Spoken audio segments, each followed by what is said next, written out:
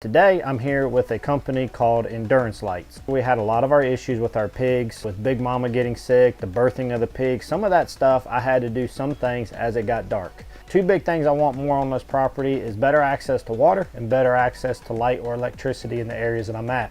Running electricity is very expensive, so a wireless, solar, and even remote controlled light for our pig area could be a huge help. So they got it wrapped up in a pretty good heavy duty bubble wrap, so it should protect it very good.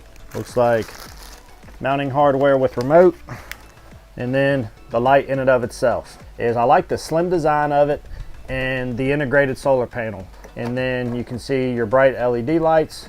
This is a sensor, I believe, for motion detection, and then your on off switch from right there.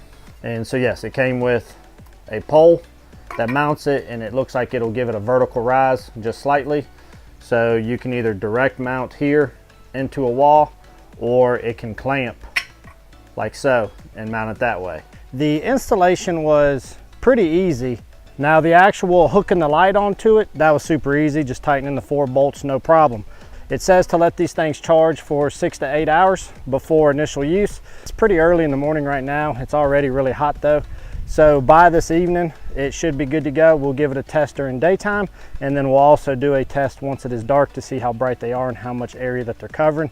All right guys, so where I'm standing at is about right at 40 feet from the actual light.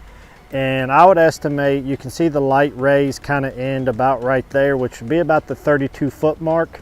And the width of their pin is 16 feet.